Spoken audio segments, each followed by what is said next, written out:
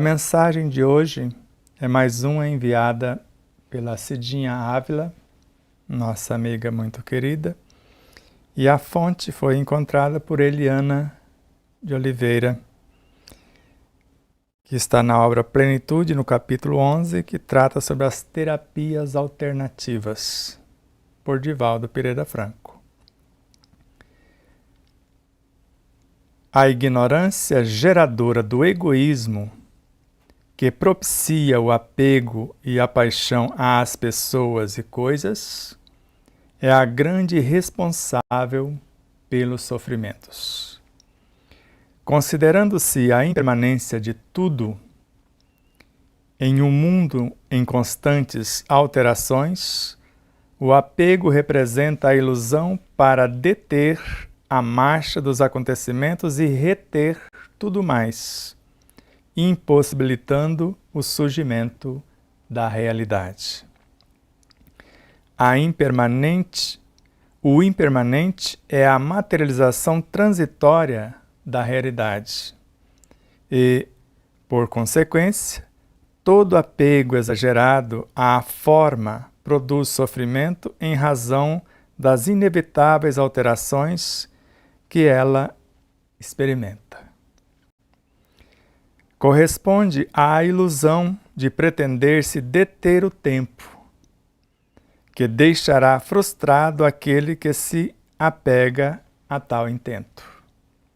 Assim, a maioria das enfermidades se origina na área emocional, como efeito do desequilíbrio da energia, transferindo-se para o psíquico ou para o físico, produzindo lesões que alteram a estrutura orgânica.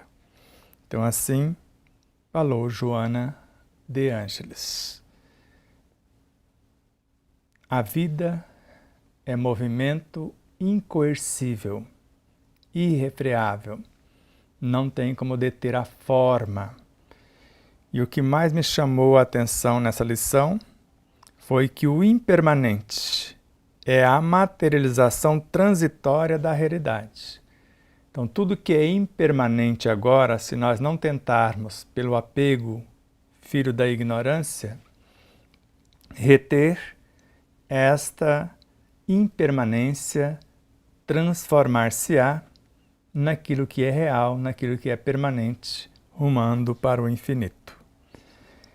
Baseado nessa premissa, ao apego às coisas e às pessoas, a começar pelo nosso universo psicobiofísico, que está em constante transformação, podemos buscar em nossas memórias, em nosso primeiro livro, O Despertar da Consciência do Átomo ao Anjo, ninguém ama o que não respeita, e ninguém respeita o que não conhece. Quem a si mesmo não ama, a ninguém amará. Então vamos dar continuidade à série Além dos Horizontes, com Miramês e João Nunes Maia, e hoje tendo como parâmetro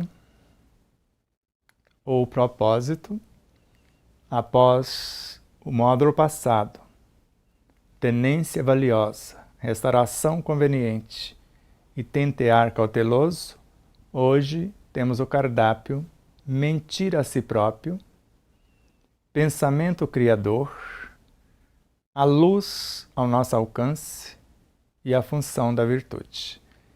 E a mensagem que trouxemos aqui no início é exatamente para fazer um preâmbulo, o que nós estamos vendo aqui no mentir a si próprio, que é tentar parar o tempo, reter a evolução da forma, tanto nas coisas quanto nas pessoas. Sendo que a vida é movimento constante e tudo se transforma a cada segundo. Nada se perde, porque a vida é única, as suas modulações e experiências é que são imensuráveis. Então vamos falar do segundo módulo da parte 11. Temos a parte 12, o primeiro módulo ainda na obra Horizontes da Vida. O segundo módulo, nós vamos começar com segurança mediúnica.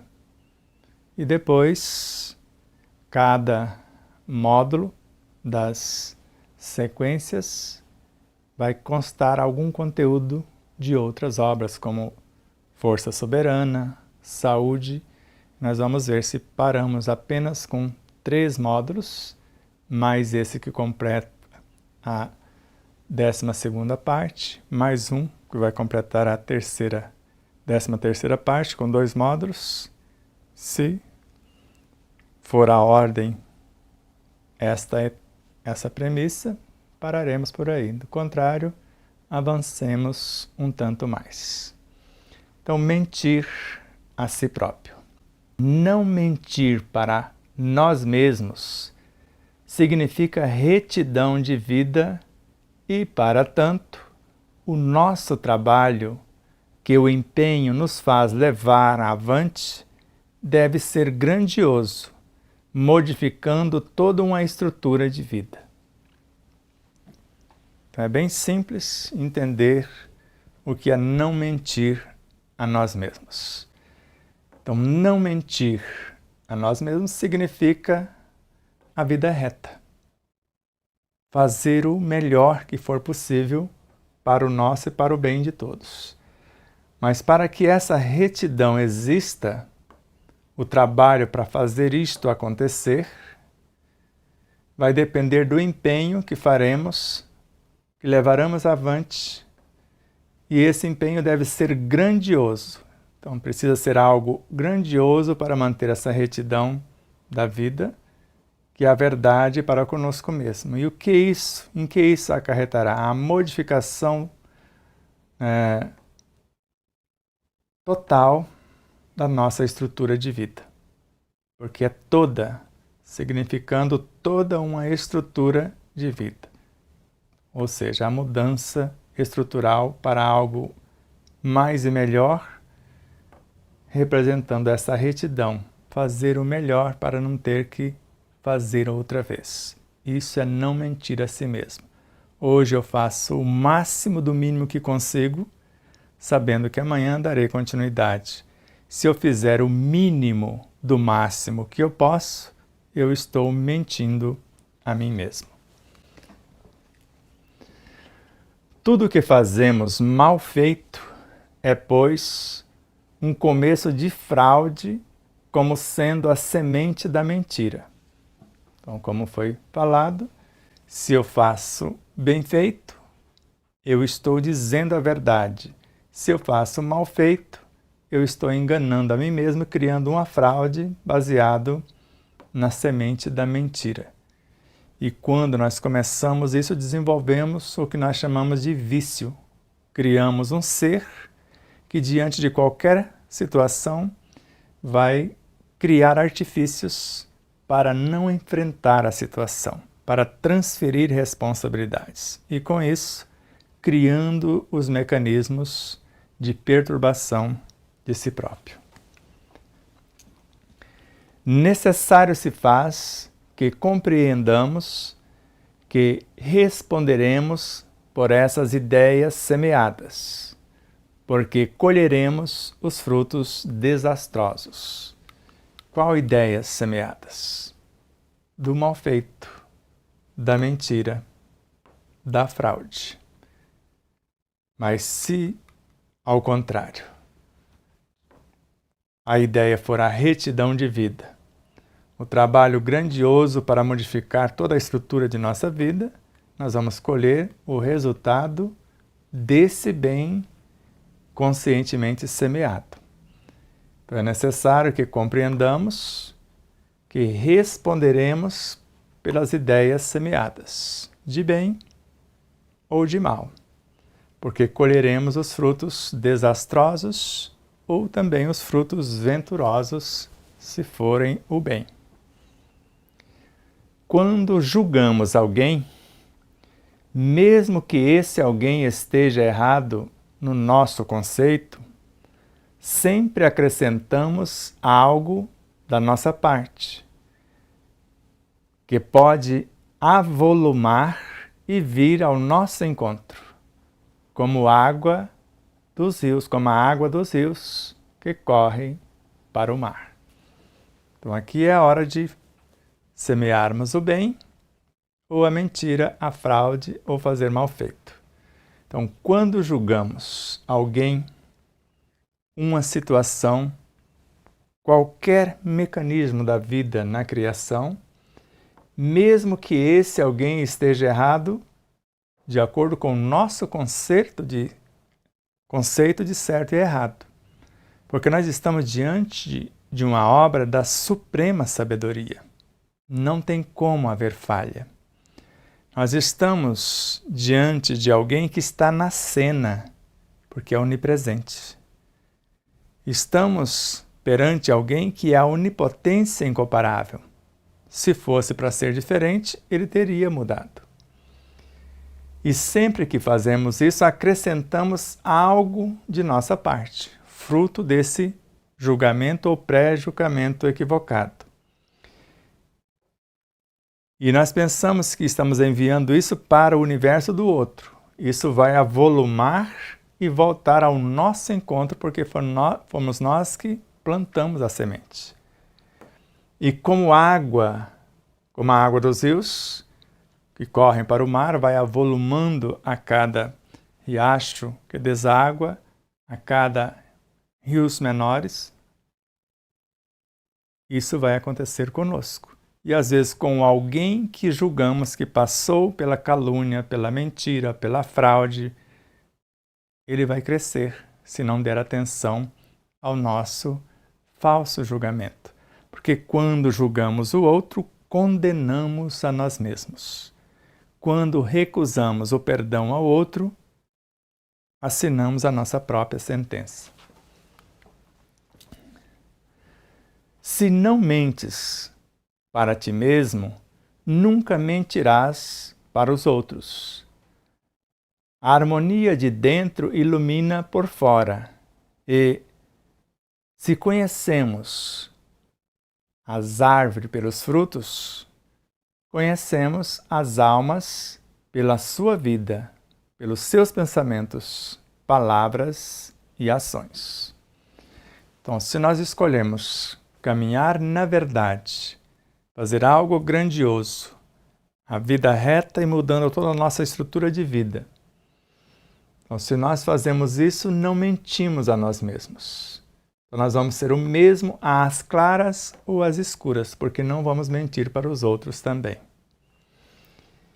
E a harmonia, que é a lei que governa o cosmos, que é o evangelho que está em nossa consciência, esta harmonia de dentro, ela ilumina por fora, porque ela vem de dentro para fora, essa verdade libertadora. E se conhecemos as árvores pelos frutos, isso é fato, conhecemos também as almas pela sua vida. Por que meios? Por seus pensamentos, por suas ideias, por suas palavras, por suas ações. E se nós quisermos nos conhecer, basta observar quando começamos a falar da vida alheia. Se falamos bem, somos nós. É a nossa essência que está vindo à tona. Se falamos mal, é o nosso umbral, o nosso primitivismo que está vindo à tona também. Porque se João falar de José, nós ficamos conhecendo muito mais de João do que de José. Porque nós falamos dos outros aquilo que realmente somos. Procura Deus, mesmo da maneira que sabes. Que as intenções, sendo sérias, possibilitarão o seu aparecimento pelos meios que a tua evolução comportar e te ensinarão a falar e a viver as coisas certas. Então nós vamos procurar Deus onde? À nossa maneira. Vejo a obra, vejo Deus. Tudo que existe são expressões de Deus. Procurar compreender a suprema sabedoria, a inegável onipresença e a insuperável onipotência em todas as situações. E de acordo com as nossas intenções, se elas forem sérias nesta procura de Deus, as leis, o mecanismo, a própria vida, possibilitar-nos-ão o aparecimento dele, Deus, pelos meios que a nossa evolução comportar, que os nossos mecanismos de percepção psicobiofísica, moral e espirituais conseguirem registrar. E ainda, essa presença divina nos ensinarão a falar e a viver as coisas certas, que é a verdade, a vida reta, a grandiosidade da obra do Supremo Arquiteto. E com isso fizemos o nosso primeiro tópico.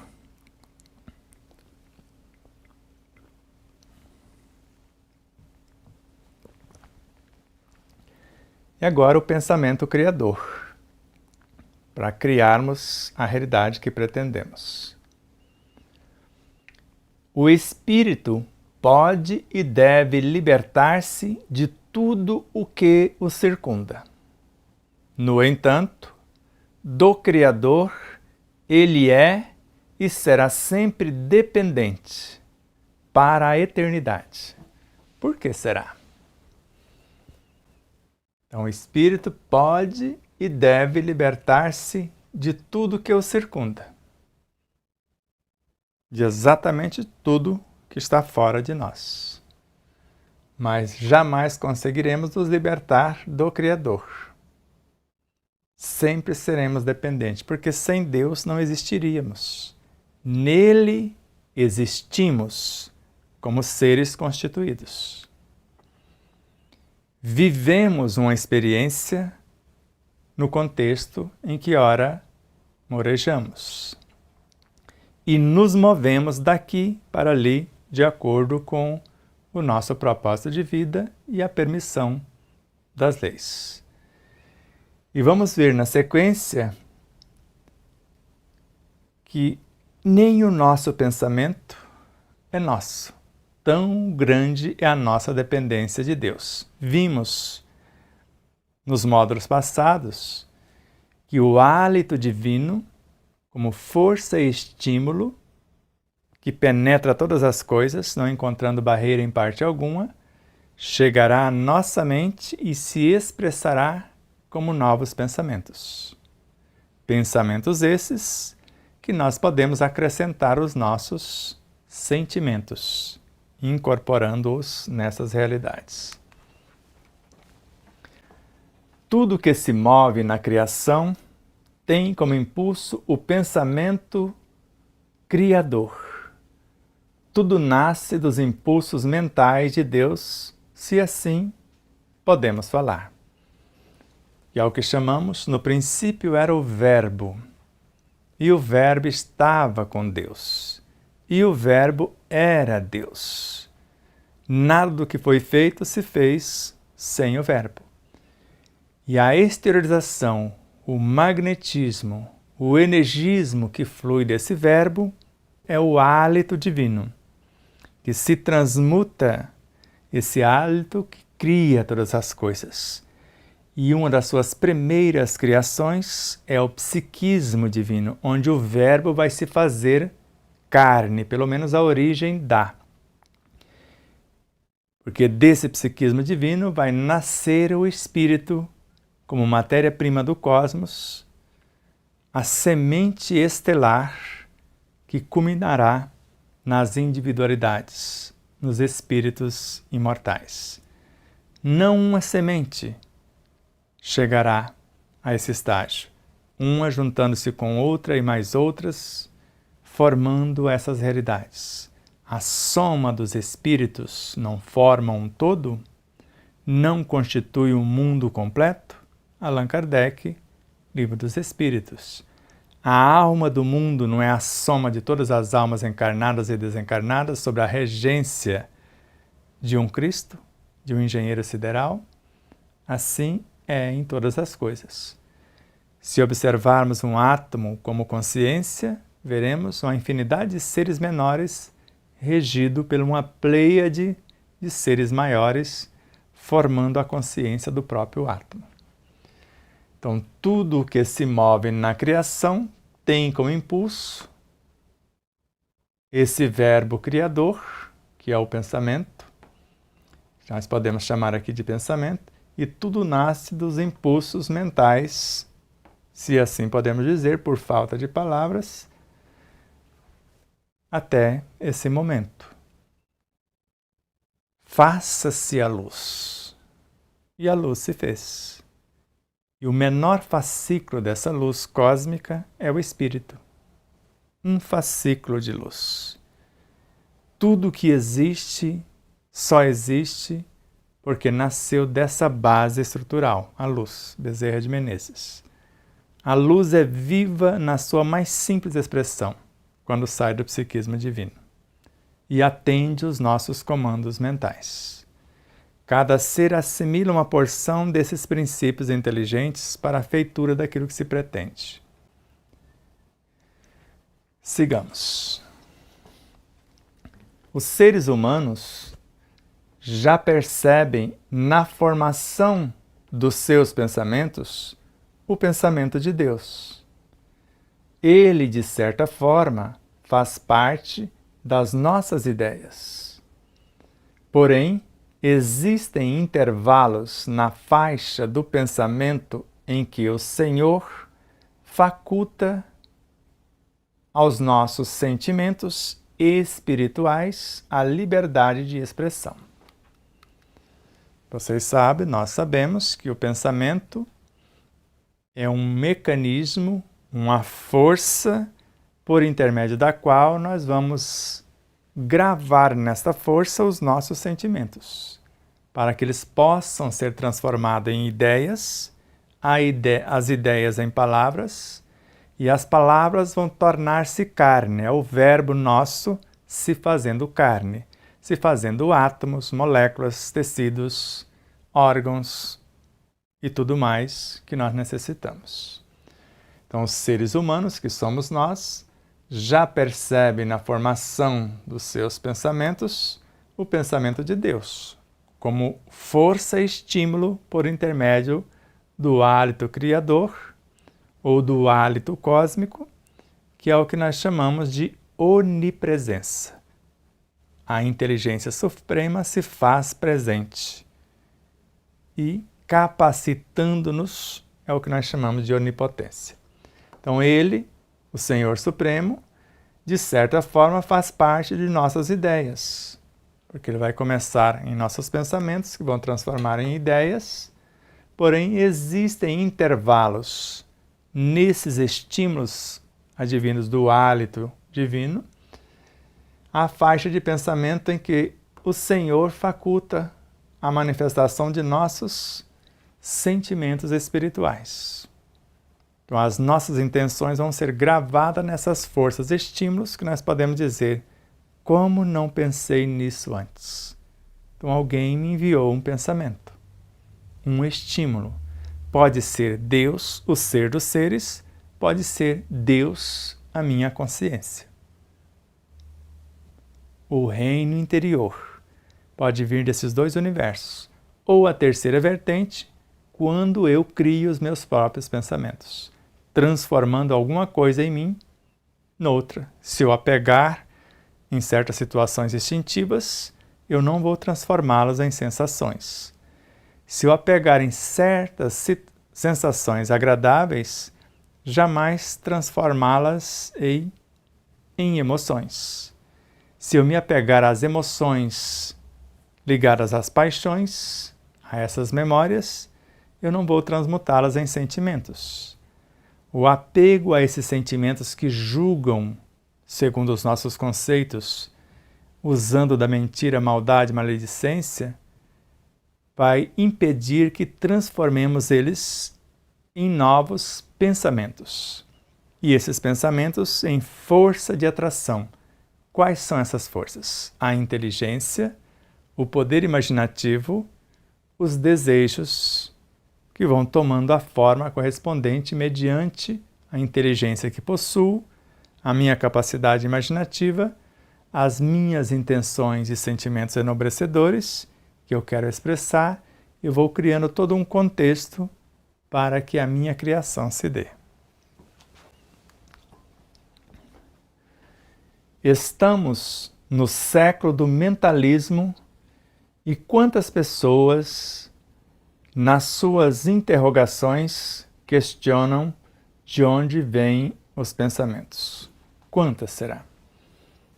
Nós sabemos aqui pelo menos 3 setores de onde eles vêm. Eu posso criá-los segundo a minha inteligência e os meus propósitos, como alma, mas mesmo nessa criação eu estou sendo acompanhado pela Suprema Sabedoria, que vai me permitir fazer isso, vai me capacitar para isso, e vai estar comigo porque é onipresente. E vai me instruir para que isso se dê. Se eu ainda não consigo, eu reconheço a minha pequenez, uso de humildade, de sinceridade, e mediante esta honestidade e o meu propósito, se existe o que pretendo em minha consciência, é de lá do Deus e do Cristo internos que virão novos pensamentos, porque a vontade que expressa a nossa consciência, quando se aproxima da mente, porque ela gerencia a mente, ela própria se transforma em pensamentos, em ideias, em palavras, em ações, conforme Miramês.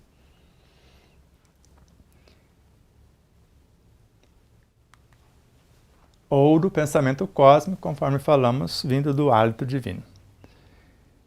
Então é um bom questionamento, porquanto essas almas já confiam que não são apenas elas que geram os pensamentos, e se encontram procurando a fonte verdadeira das suas próprias ideias. E é fácil entender de onde elas vêm. Se vêm filhas da ilusão, conforme a leitura inicial, de querer reter as coisas e pessoas, todas as situações, querer parar o tempo, vem dos meus umbrais, dos meus apegos, filho dos meus instintos, sensações, emoções, sentimentos menores. Se já visa a minha própria iluminação consciencial, vem da minha consciência profunda. Se visa a promoção do entorno, a libertação de tudo e todos, vem da consciência cósmica. Então, se o sentimento é altruístico, no sentido da totalidade do planeta e de tudo quanto existe na criação, é um sentimento cósmico, uma fração do pensamento cósmico, como força e estímulo chegando na minha essência consciencial e ela repatriando para mim. Mas quando visa a minha iluminação consciencial, o meu crescimento pessoal vem da minha essência consciencial, às vezes somente. Mas quanto mais amplos os benefícios do meu universo consciencial, das minhas múltiplas realidades, eu posso estar canalizando o meu interno. Mas se a coisa for além da minha compreensão e eu quiser dividir ou contribuir para a iluminação de todos, já se mistura o sentimento e pensamento cósmicos com os do espírito e, no nosso caso, com os da alma em curso nas suas experiências e expressões.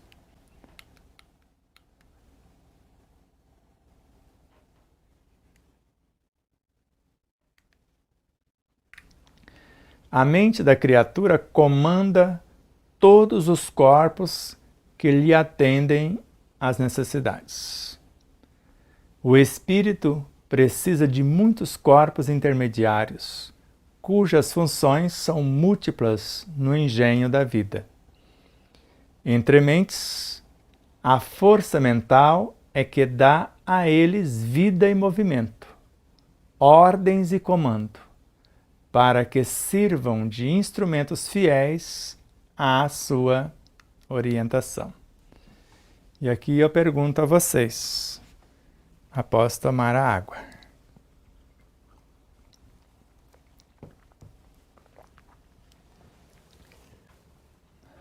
se a mente da criatura que comanda todos os corpos,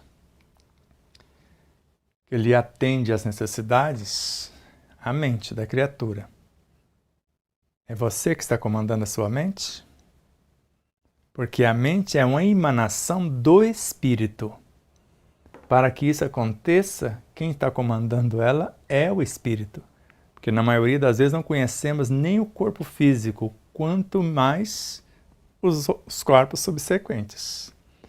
Por isso que o espírito precisa de muitos corpos intermediários. Ele,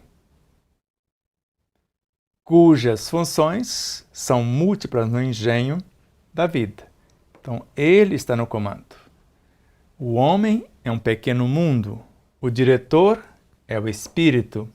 O princípio dirigido é o corpo, que representa para o espírito a sua criação, da qual ele, o espírito, seria Deus. Se a menor partícula desse corpo se mover, o espírito sabe e cataloga cada situação. Agora, nós, como almas, sementes desse espírito, frações diminutas, sabemos pelo menos o funcionamento de uma célula, de uma molécula, de um átomo, desde o planejamento à sua construção, promoção e expansão consciencial. Dificilmente sabemos essas etapas ainda.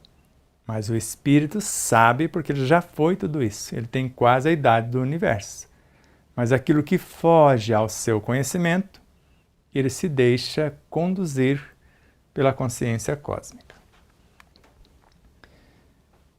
No entanto, essa força mental, que dá vida e movimento, ordens e comando a todos esses corpos, porque todos os corpos, do mental para baixo, são filhos da mente.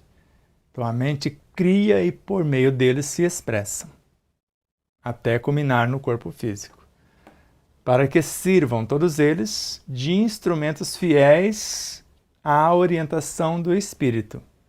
Às vezes não são fiéis à nossa orientação porque ignoramos e, segundo o nosso conceito de certo e errado, fazemos o errado pensando que é o certo.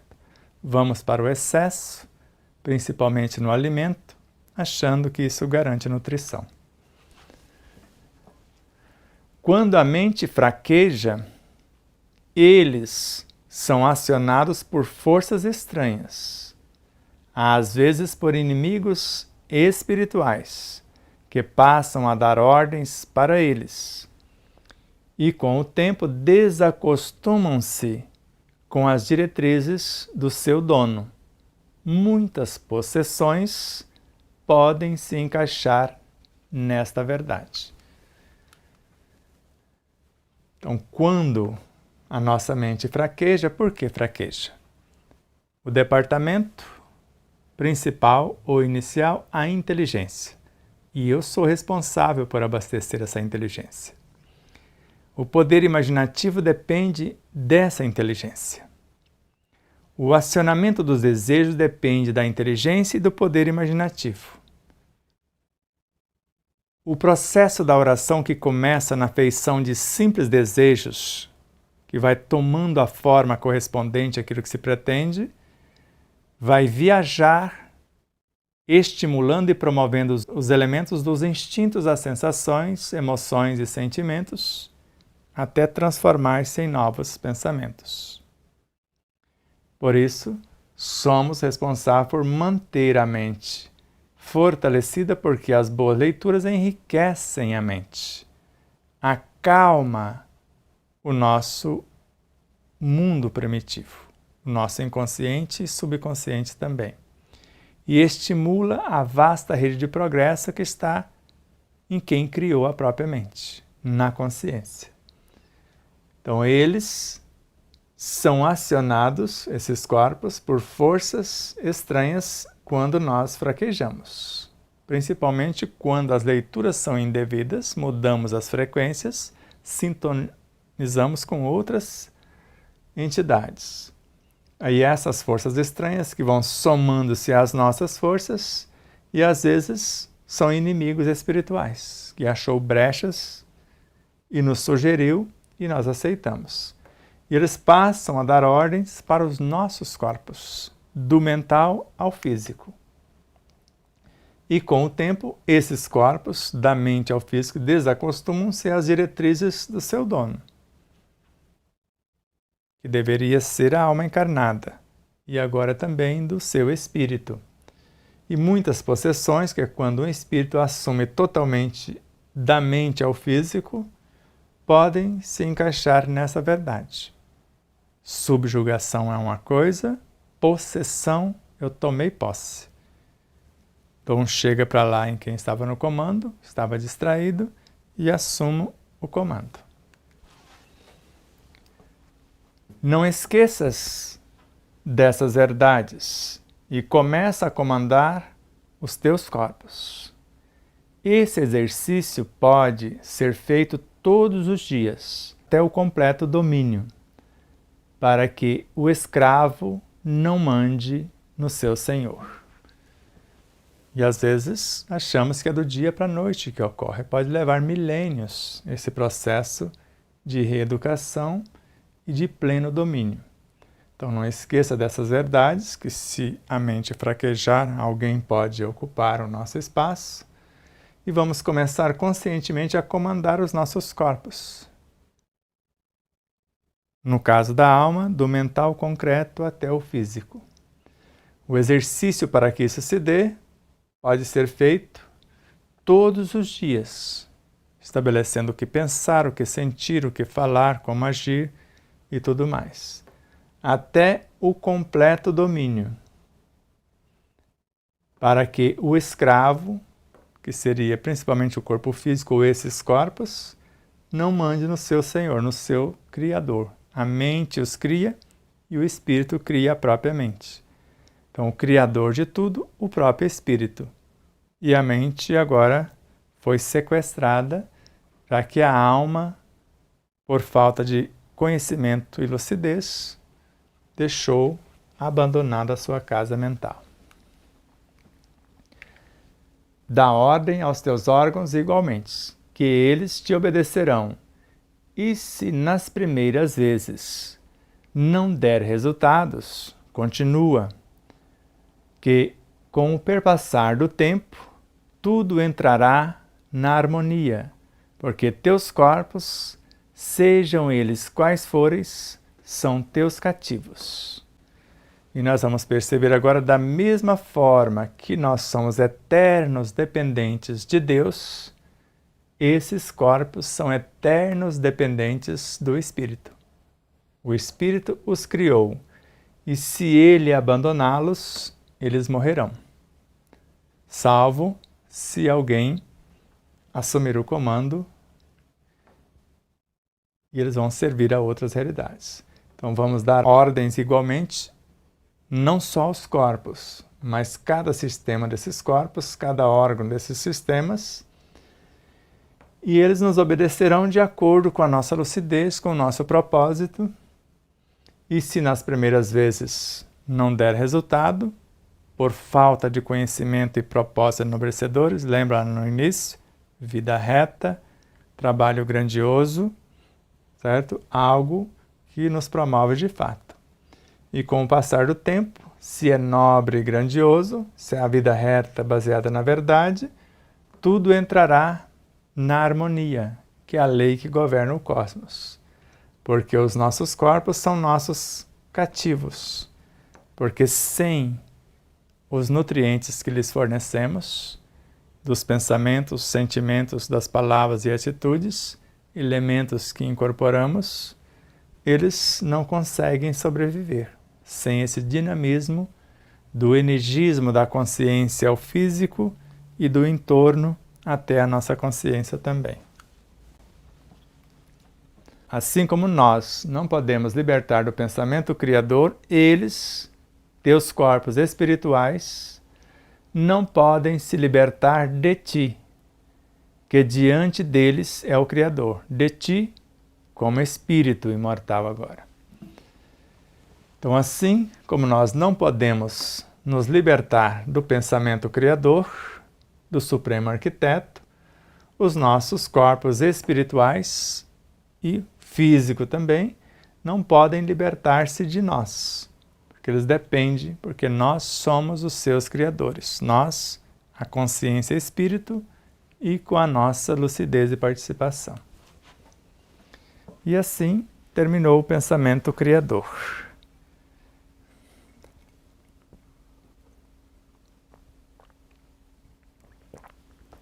E vocês podem perceber o encadeamento das ideias. Então, primeiro, nós vimos o que é falar a verdade a si mesmo. A vida reta. Trabalho grandioso, calcado ou estruturado na verdade. Depois, o pensamento criador, para que nós possamos criar essa realidade. O que nós devemos criar e comandar. E agora, vamos ver que a luz para fazer esse processo está ao nosso alcance. Em torno de nós existe um turbilhão de vidas que podem trabalhar em nosso favor. Se encontrarem ambiente favorável à disposição de ser útil. Matou a charada? É uma tela de valor incalculável. Então, em torno de nós existem um turbilhão de vidas, do princípio inteligente até a matéria mental ou outros estágios. Eles podem trabalhar em nosso favor, mas o que precisamos?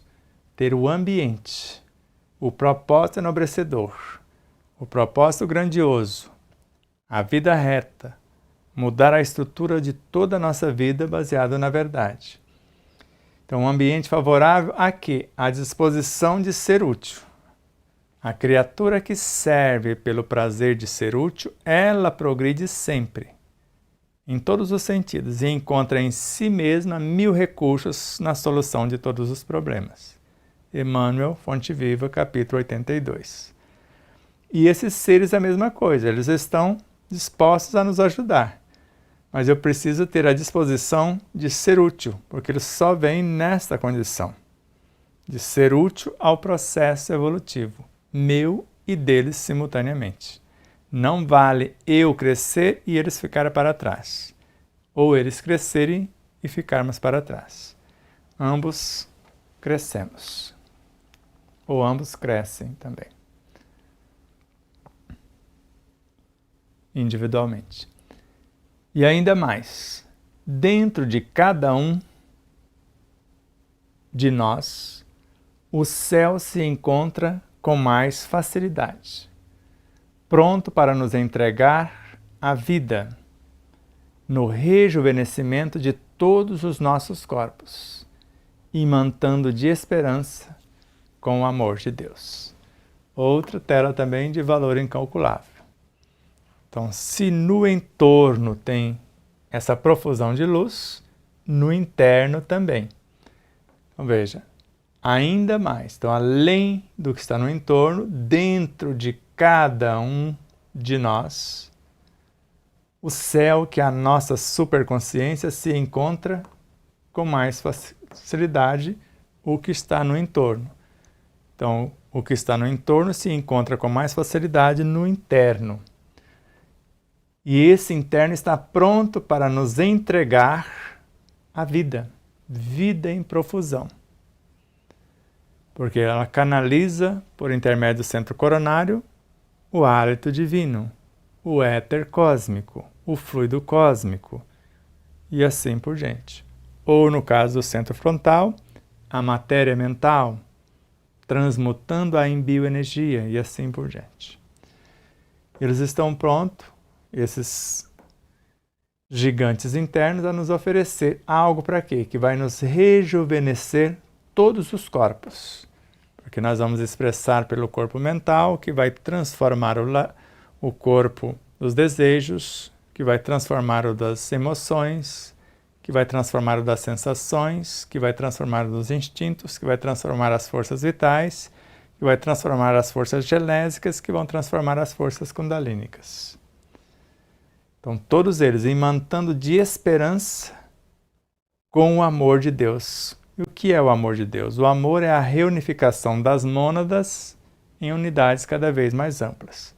O amor é o prolongamento do psiquismo divino que nasceu do hálito divino, que nasceu do verbo criador, que nasceu da luz incriada, Deus. Em torno de nós está a luz, como testemunha do que fazemos e como livro que podemos ler, como sendo teorias de todos os conhecimentos. Essa também é de valor incalculável, todas elas, né?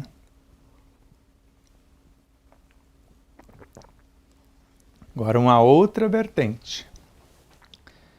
Se antes estava em torno de nós a luz que poderia servir de nutrientes, agora temos a luz como testemunha do que fazemos e como um livro que podemos ler.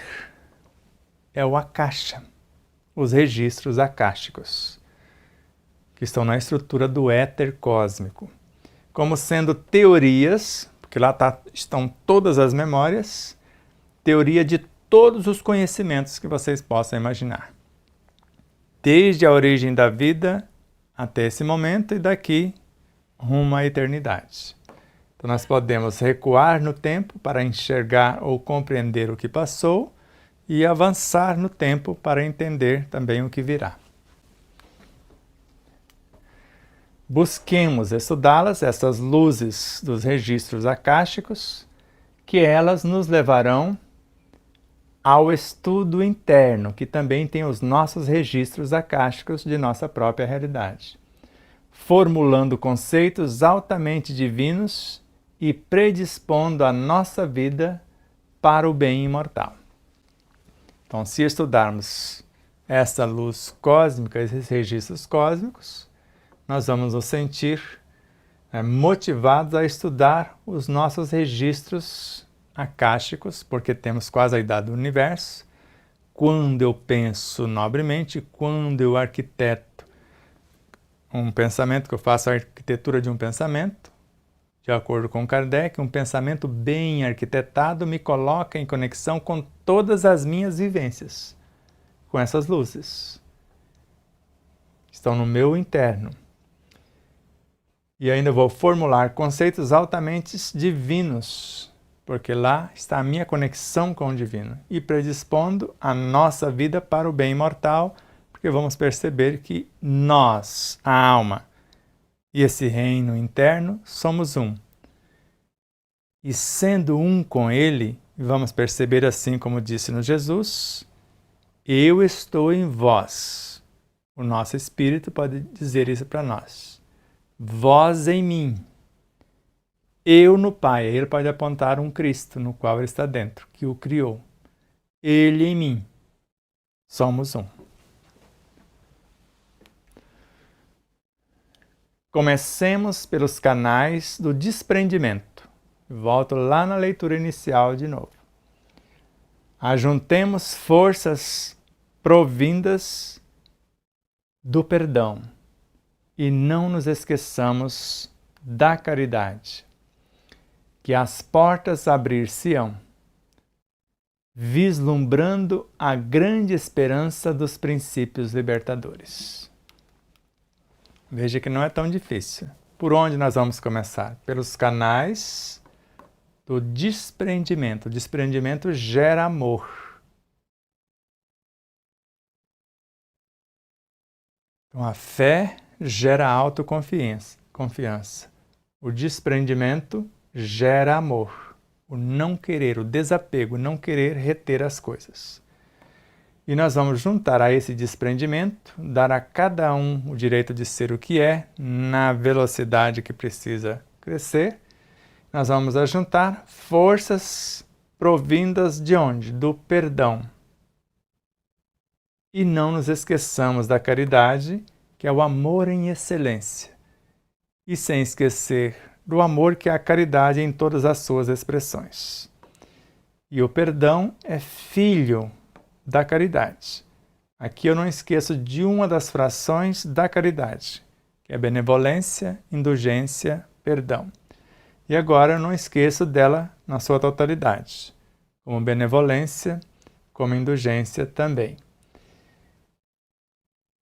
E se eu fizer isso, as portas abrir-se-ão e eu vou vislumbrar, vou ver meio ainda confuso, mas eu vou enxergar em parte a grande esperança dos princípios libertadores, que estão no âmago de minha essência consciencial ou no âmago da essência de seres cósmicos que estão na vanguarda. Tudo de que precisamos se encontra ao alcance de nossas mãos, como o ar, por exemplo, que respiramos. Porque a mente também respira. Qual que é o mecanismo de respiração da mente? No processo, quando ela faz, ela pode trazer algo de fora, incorporar, promover em parte e devolver para a natureza um tanto que não foi promovido. Mas ela pode trazer também de dentro 2 ou 5 talentos. E quando faz o processo reverso, ela volta para o local de onde vieram os talentos. Sou fecundado, multiplico e retorno para o dono da fecundação. Então, tudo o de que precisamos, em todos os sentidos, se encontra ao alcance de nossas mãos. Mãos para o espírito, pensamento e vontade. Então, tudo está ao alcance do pensamento, da vontade. Vontade que se transforma em pensamentos, em ideias, palavras, ações, mediante o que eu pretendo semear dos sentimentos enobrecedores, da verdade, da grandiosidade, da vida reta e assim por diante. Então está ao alcance de nossas mãos. Se for algo físico também, como conhecimento nos livros ou algo parecido, nós podemos também acessar.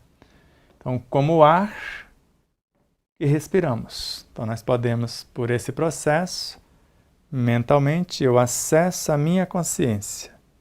Inspiro, trago algo, devolvo algo. No entorno, assimilo uma porção, gravo nela os meus sentimentos, devolvo multiplicado e fico com um tanto, porque ninguém vai me pedir de volta que foi promovido. Venha pro gozo do seu Senhor. Trouxe o que multiplicou 2 em 4 com seus talentos, não pediu de volta. O que multiplicou 5 em 10, idem. Se assim não fosse, ele não teria dito: pegue esse que enterrou o talento, esse talento que foi enterrado, e dê para aquele que já tem 10. Ou seja, ele já tinha prestado contas, então ele não pediu de volta, ele não falou: dê para aquele que promoveu, que multiplicou 5 em 10. Dê para aquele que já tem 10. São doações de Deus para todas as criaturas. Sempre a mesma oferta para todos. No entanto, o verdadeiro sábio tira desse ar algo a mais que o homem comum não compreende, porque a justiça funciona em toda parte. Porque se sabemos que por intermédio do centro coronário chega à nossa mente, usando o hálito divino, forças e estímulos que transformam-se em pensamentos. Então, esse inspirar cósmico, eu trago uma porção dessas forças superiores para a consciência espírito, que vai repatriá-las para a consciência alma, que vai repatriá-la para as consciências corpos de expressão, e assim por diante. Cada um recebe a mesma oferta, porque é sempre o hálito divino, o psiquismo divino, a matéria-prima do cosmos. Ali a matéria-prima veio por esse caminho. Agora, vindo direto, sem passar pelo psiquismo divino e a matéria-prima, o hálito divino, que é a lei, a ordem, que veio diretamente do verbo, viajando pelo hálito divino, veio trazer as leis, as diretrizes. Mas se eu preciso da matéria-prima, hálito divino, psiquismo divino, espírito, matéria elementar, e aí você já sabe o restante. Assim acontece também com a água, com os raios do sol, com o magnetismo superior, com, enfim, tudo que nos circunda ou que nos interpenetra. Então vamos ler de carreirinha. São doações de Deus para todas as criaturas. Nós estamos imersos neste oceano de luz. Sempre a mesma oferta para todos. Todos são convidados ao festim. No entanto, o verdadeiro sábio, quem tem mais experiência e maior responsabilidade, vai tirar algo a mais que o homem comum, aquele que ignora, ainda não consegue tirar ou ainda não compreende como fazê-lo. Porque a justiça funciona em toda parte. Então, a cada um, conforme o seu esforço, conforme o seu quanto de inteligência, conforme as suas obras. E assim também vai acontecer com a água, com os raios do sol. A água vai trazer o quanto de energismo, o sol o quanto de energismo, o magnetismo superior, que nós chamamos de lei que atrela os elementos, que conduz os elementos, que chamamos também de energia vital, a energia que organiza e mantém a vida. Esse energismo, magnetismo superior. Ele é a consciência de um átomo, de uma molécula, de uma célula. No átomo, ele é superior aos elétrons, prótons, nêutrons. Na molécula, a todos os átomos que a formam. Na célula, superior a todas as moléculas que a compõem. E assim por diante. Entretanto, a ciência que levou o sábio a saber retirar vidas ou vida desses elementos e dessas oportunidades não lhe foi entregue como bênçãos, algo de grátis, sem esforço, sem dor e sem sacro ofícios. Tudo tem um preço a ser cobrado e mais tarde o homem comum deverá compreender essas verdades, que o tempo lhe ensinará a viver melhor. Então, se o sábio tirou algo que o homem comum não conseguiu, é porque a ciência desse saber levou a esse sábio, que hoje sabe retirar essa vida desses elementos nessas oportunidades ofertadas pela natureza, pela força suprema. Isso não foi entregue como bênçãos, como oportunidades somente, mas baseado no seu esforço, dores e sacrifícios, que não foi feito sem esforço, sem dor e sem sacrifício, sacro ofício, sem renunciar a algo menor em favor de algo maior, que é o sacro ofício. Então, tudo tem um preço a ser cobrado e mais tarde nós, que somos os homens comuns, deveremos compreender essas verdades. E se estivermos dispostos a pagar o preço, o tempo nos ensinará a viver melhor, a extrair um quanto mais de energias ou de vida desses elementos que estão a nosso dispor. E assim, chegamos ao último tópico.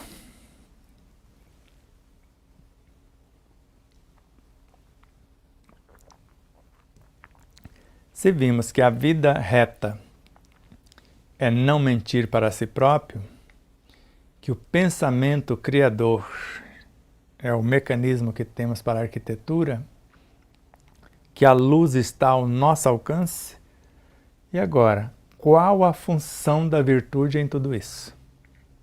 Vamos lá? Virtudes são qualidades morais que a alma deve exercitar a cada dia, em proveito da sua própria vida. A criatura virtuosa assegura força poderosa na sua vida, que lhe faz alcançar um bem-estar indizível na intimidade do coração.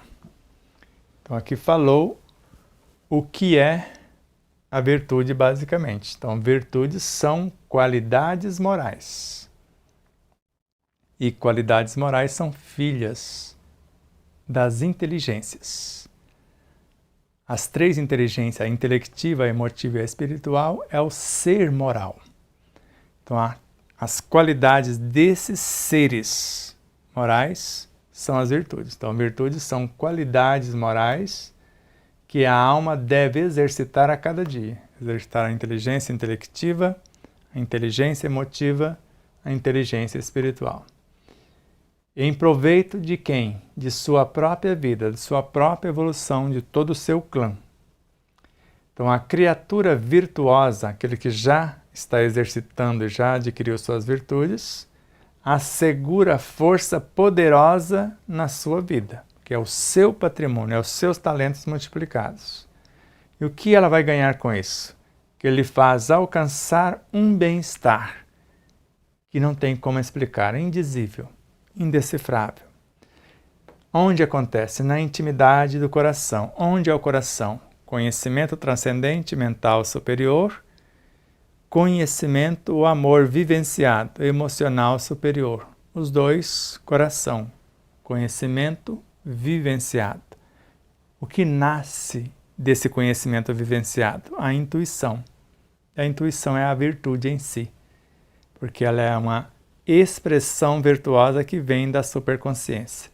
Então, cada porção virtuosa que sai desse coração vai edificando a virtude em si, a paciência, a compaixão, que está lá na superconsciência, que é o reino de Deus em si.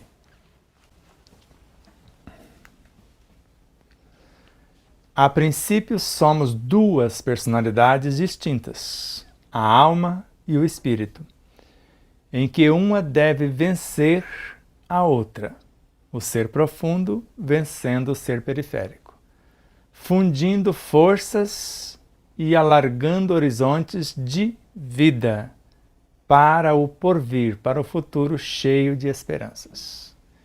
Então, nós sabemos que somos uma fração diminuta da consciência e a ideia, o propósito, a pauta, eu saio de Deus em mim, tenho as experiências e retorno para Ele, porque eu sou um com Ele. Não tem essa de carreira solo e esquecer da minha própria essência, da minha própria realidade. Aí não dá. Então eu saio do âmago da minha consciência, adquiro as minhas próprias experiências e volto com os talentos multiplicados, para ser um com Ele. Então, a princípio, somos duas personalidades distintas. Quando não sabemos disso, ficamos brigando conosco mesmo, em que uma deve vencer a outra, a virtuosa vencer a viciosa. fundindo forças psicobiofísicas, morais e espirituais e alargando, expandindo a consciência no que nós chamamos da vida do espírito imortal para o futuro. Que futuro é esse? Cheio de esperanças. A doce presença do amor no âmago de nossa consciência. Quando consolida o amor no coração, tudo melhora nos nossos caminhos, tudo agrada nos nossos trabalhos, tudo se aprimora dentro e fora de nós. Então, quando nós vemos esse amor consolidado no coração que eu acabei de falar, já transformou agora em frações virtuosas, tudo vai melhorar em nossos caminhos, porque ela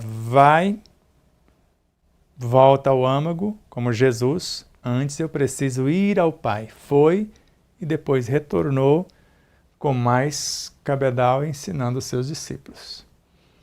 Tudo vai melhorar porque ela trouxe novos talentos. Tudo vai melhorar em nossos caminhos. Tudo vai agradar nos nossos trabalhos, em todos os sentidos. Tudo vai aprimorar-se dentro, porque elas vão e expandem e levam também luzes para a iluminação de nossa consciência e voltam fracionadas para uma profusão de novas possibilidades no entorno. E a alma fica revestida de uma luz, senão de uma energia divina, que lhe protege em todos os lances de sua vida, mostrando ainda aos outros que vale a pena se entregar a esse trabalho de autoeducação, assim como disciplinar todos os impulsos inferiores. Então, dentro desse propósito, nós, como almas, frações de nossa consciência, ficaremos revestidas dessa luz que nós levamos até lá, e agora ela volta multiplicada, senão de uma energia divina, que é essa energia virtuosa, a essência do Deus em si, o Deus em nós, que nos protege em todos os lances da vida, porque forma uma aura do interno ao entorno. Todos os lances psicobiofísicos, morais e espirituais, mostrando ainda, além de todos esses lances, aos outros, àqueles que não estão no nosso interno, que vale a pena se entregar a esse trabalho de autoeducação, porque nós estamos mostrando pelo exemplo a eles o resultado em nós mesmos. Assim como o trabalho disciplinar os impulsos inferiores. Vem o impulso para que eu coma o boi no rolete. Dominando esse impulso, educando esse processo íntimo, eu como apenas um bife, se for o caso. A função da virtude. Nós vimos o que é a virtude, agora a função dela.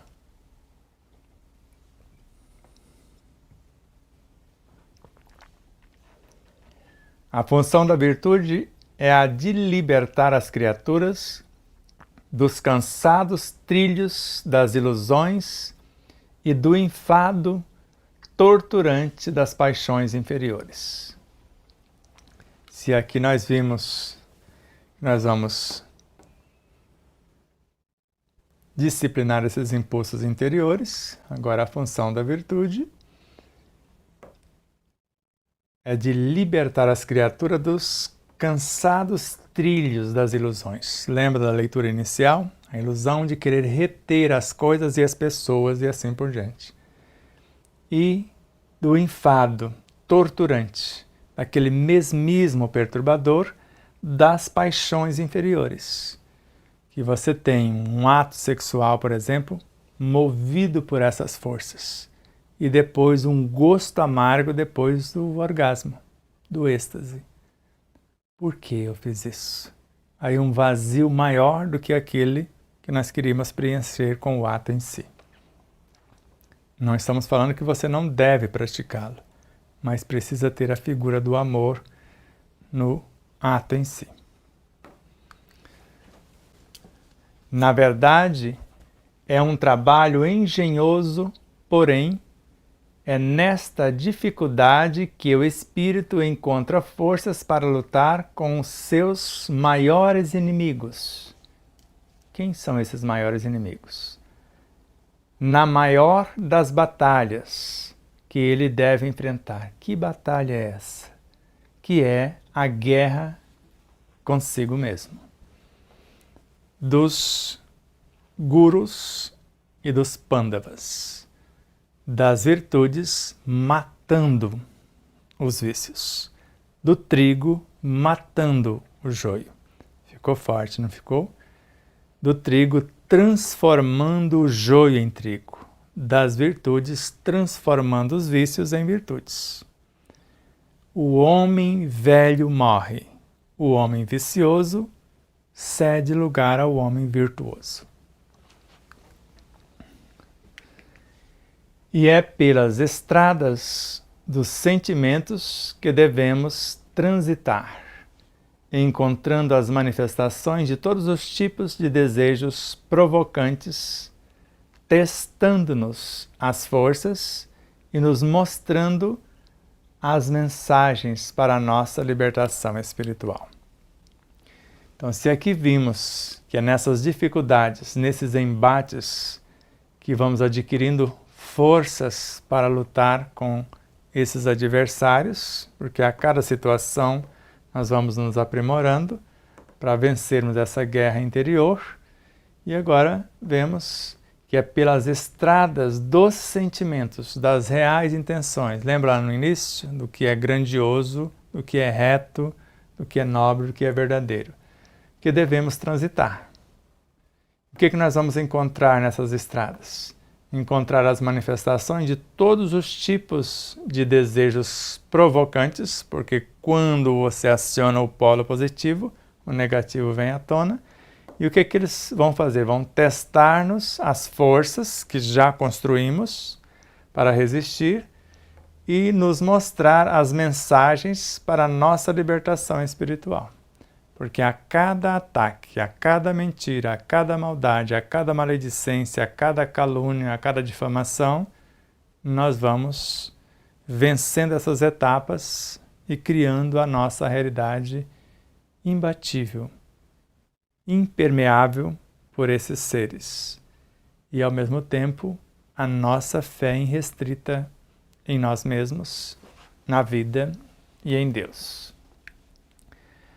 Consolidemos nossas experiências no bem comum e acostumemo-nos com Jesus e seus emissários, para que a vida possa entregar-nos os frutos das sementes que semeamos por onde transitamos. Então, quando passarmos por esses embates e consolidarmos as nossas experiências filhas ou calcadas no bem comum, o bem de todos, que é o eterno princípio, nós vamos acostumar-nos com a presença de Jesus e seus emissários, porque não vamos fazer senão a vontade deles. Para que a vida, de acordo com o nosso trabalho de fidelidade, vai nos entregar os frutos das sementes que semeamos por onde transitamos sobre a égide desses seres, desses luminares vanguardeiros. Escolhamos o que semear, compreendendo que ninguém engana a Deus. Somente recebemos o que merecemos, não existindo um ponto, por pequeno que seja na criação, em que não haja justiça integral, dando-nos aquilo que pedimos pelos pensamentos, palavras e vida ou atitudes. Seguindo esses mestres, nós vamos escolher o que queremos semear. o quanto de bem, da verdade, do grandioso, do reto e etc., compreendendo que ninguém engana a Deus, as leis, a vida, a si mesmo. Somente recebemos o que merecemos, o fruto do nosso esforço pessoal. E não existe, em ponto algum, em parte alguma do universo, por menor que seja, na criação de Deus, na sua totalidade, um lugar que não haja justiça integral. A vítima de hoje, o algoz de ontem. Hoje estamos sofrendo as consequências de nosso passado ou servindo de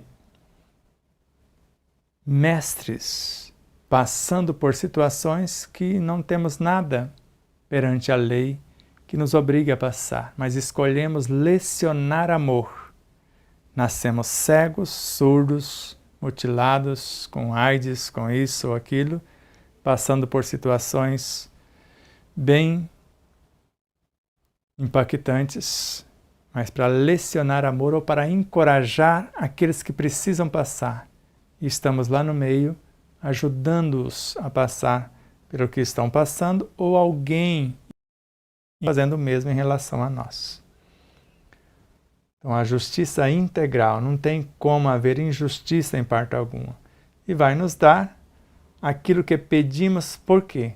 Pelo modo de pensar, pelas nossas palavras, pela vida que levamos. Em tudo isso estamos pedindo, em cada pensamento estamos pedindo, a cada ideia, a cada palavra, a cada atitude, a vida vai nos entregando aquilo que nós estamos pedindo por esses mecanismos. Agora as últimas 3 telas.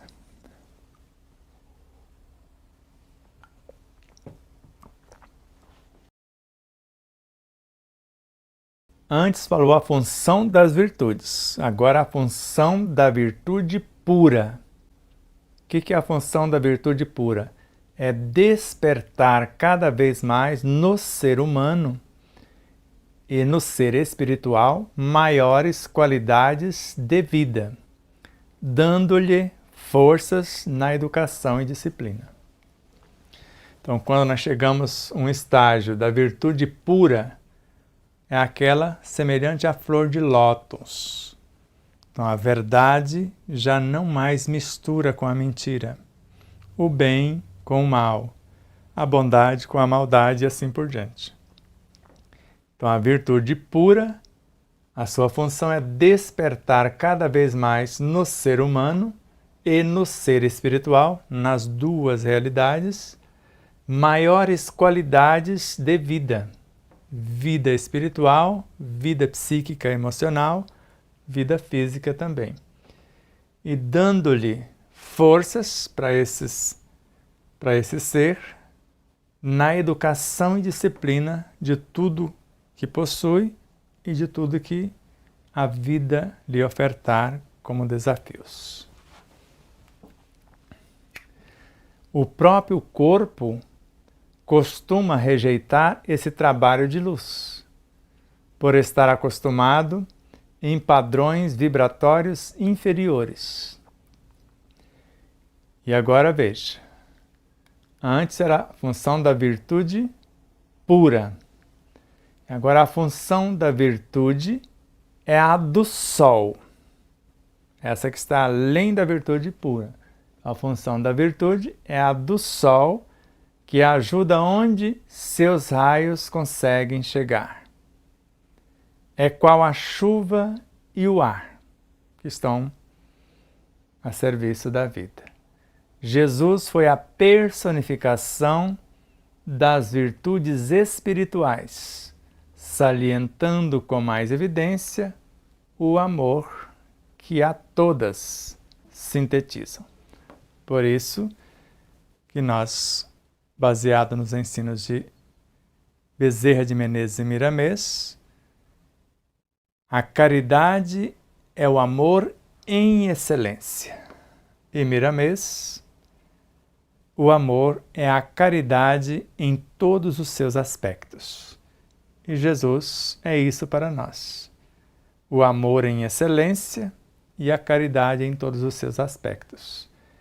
Então, a função da virtude, além de sua pureza lirial, é a do sol, que ajuda onde seus raios conseguem alcançar. Agora é o amor a tudo e todos. E também igual a da chuva e a do ar. O ar também está em toda parte e a chuva onde a vida lhe ordenar.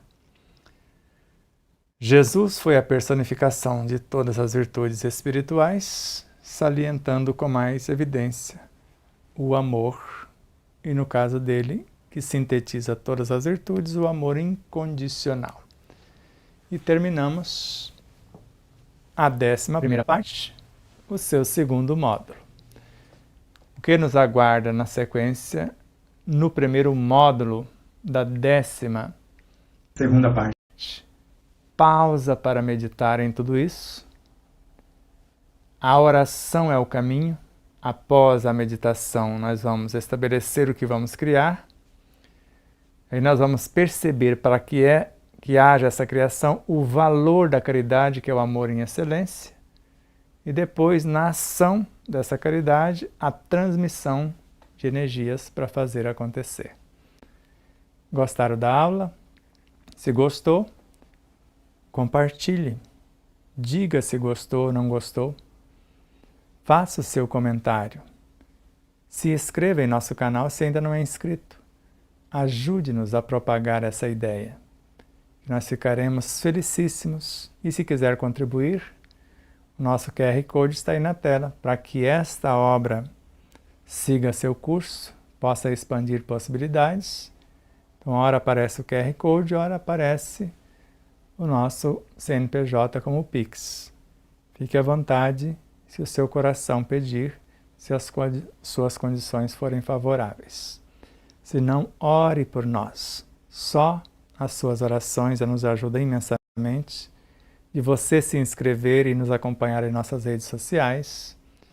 De você dizer que gostou ou não gostou, fazer o seu comentário fazendo as sugestões, compartilhando, já está ajudando grandemente.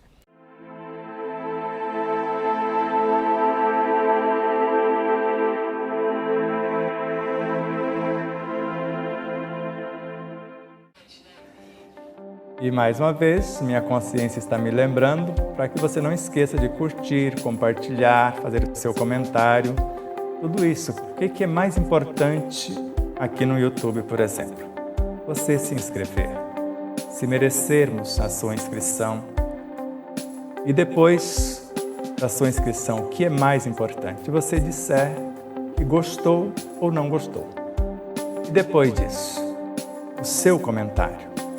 E depois do comentário, você compartilhar o vídeo. Tudo isso faz com que o vídeo adquira relevância. E durante a própria live, ou naqueles instantes iniciais que você recebe o link, compartilhe, mesmo que as pessoas não vejam agora, você compartilhar com meia dúzia ou mais pessoas, nós vamos agradecer imensamente. Também em nossas demais redes sociais, no Instagram, no Facebook, no Telegram, no Rumble, e PatriaBook e nas demais. Então ajude-nos a expandir essa mensagem, que ela chegue a mais pessoas. Vamos estudar junto, iluminando-nos com o conhecimento e libertando-nos do sofrimento na vivência desse conhecimento.